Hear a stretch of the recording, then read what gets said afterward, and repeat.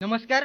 Nazi राजवटीला बळी पडून स्वतःच्या जन्मभूमीचा त्याग करावा लागलेला 20व्या शतकामधला जगप्रसिद्ध लेखक म्हणजे स्टीफन झ्वेग.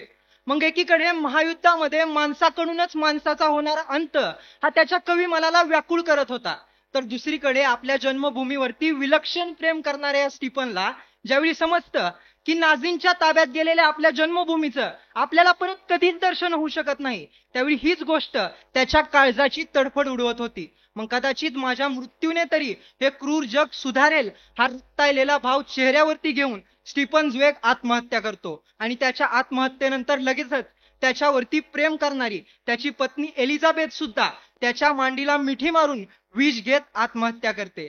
मग स्टीफन झ्वेगचं आपल्या देशावरती असलेलं प्रेम असेल किंवा एलिझाबेथचं स्टीफन झ्वेग वरती असलेलं प्रेम असेल, अशाच प्रेमाच्या काट्याकुट्यांनी रक्तबंबाळ झालेल्या कित्येक माणसांच्या प्रीतीची मूर्ती ही तिच्या रक्ताच्या प्रत्येक थेंबामधून सांगत असते की इश्क तो लाल है, ये मोहब्बत के दुश्मनों की एक चाल है. आणि म्हणूनच त्याच प्रेमाच्या भावनांनी तुटलेल्या स्वप्नांचा आणि फुटलेल्या काळजांचा वेध घेत असताना मोहब्बतच्या दुश्मनांचा हा डाव उलगडण्यासाठी आपल्या समोर उभा आहे. नमस्कार, मी शेषराव मोहन गुंड विषय मांडतोय ये मोहब्बत के दुश्मनों की एक चाल है. मित्रांनो, उत्तर रामायणामध्ये ज्यावेळी कंस पक्षाच्या जोडप्यामधल्या एका पक्षाला बाण मारून एक पारधी ठार करतो, त्यावेळी त्या पारध्याला शाप देत असताना वाल्मिकी ऋषी काव्याची रचना करतात आणि त्यांच्या त्याच काव्याचा संदर्भ घेऊन कंसवध या आपल्या कादंबरीमध्ये वि. स. खांडेकर असं सांगतात की आज सुद्धा फक्त काळानुसार आणि देशानुसार त्या पारध्यांच्या वेशामध्ये आणि हत्यारांमध्ये बदल होत आहे, परंतु निष्पाप जीवांच्या प्रेमाची हत्या मात्र आज थांबलेली नाही.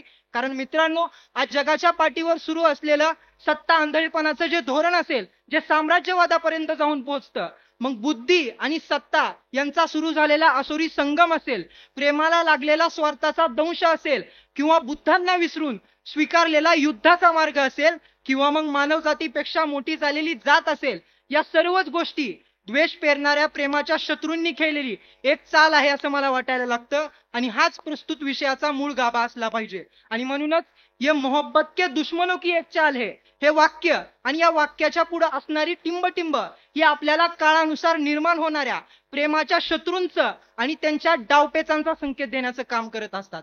कारण हेच प्रेमाचे शत्रू कधी धर्माच्या आडून अधर्माची चाल खेळतात आणि मग भक्तीच्या माध्यमातून निर्माण होणार प्रेम नाकारत कधी ज्ञानोबांना छळतात, तर कधी तुकोबांच्या गाथा बुडवण्याचं काम करत असतात, तर कधी आज सुद्धा जात नावाचा डाव टाकत हेच प्रेमाचे शत्रू कल्पनेच्या जगामधल्या आर्ची आणि परशापासून आज खऱ्या आयुष्यामधल्या औरंगाबादच्या कीर्ती आणि अविनाश पर्यंत कित्येकांच्या प्रेमाचे गळे कापत ऑनर किलिंग करताना आपल्याला दिसतात.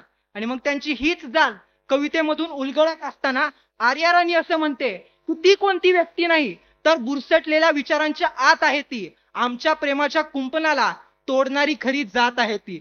मग याच प्रेमाच्या दुश्मनांविषयी अरिस्टॉटल असं म्हणतो की ज्या व्यक्तीची सर्वांना भीती वाटते अशा व्यक्तीवरती कधीच कोणी प्रेम करू शकत नाही. कारण अशीच भीती निर्माण करणारी माणसं ही प्रेमाच्या माध्यमातून विश्वास निर्माण करण्याऐवजी भीतीच्या माध्यमातून दहशत पसरवण्याचं काम करत असतात.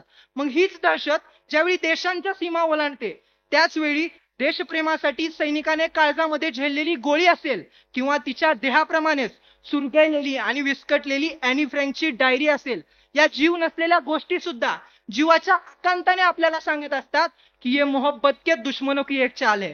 पण मित्रांनो, प्रेमाच्या दुश्मनांचे हे डावपेच या आधी चालत होते, आत्ता चालत आहेत आणि भविष्यामध्ये सुद्धा चालत राहतील. पण मला वाटतं त्यांच्या या डावपेचांना पार करण्याचं सामर्थ्य आपल्या प्रेमामध्ये असलं पाहिजे.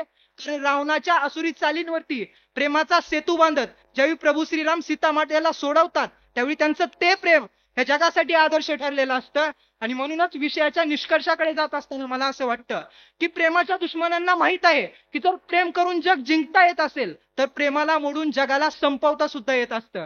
आणि म्हणूनच मोहब्बतच्या दुश्मनांची ही चाल जर मोडून काढायची असेल तर मोहब्बतच्या फरिश्त्यांना सुद्धा एक चाल खेळावी लागेल आणि तो प्रेमाचा फरिश्ता आपण होऊ इतकाच माफक आशावाद. शेवटी देश दीपक शर्मा यांच्या शब्दात फक्त इतकंच की मोहब्बत के कई दुश्मन मेरे घरबार बेटे हैं, गवाहों के कई जालिम यहाँ हथियार बेटे हैं. मनपूर्वक धन्यवाद.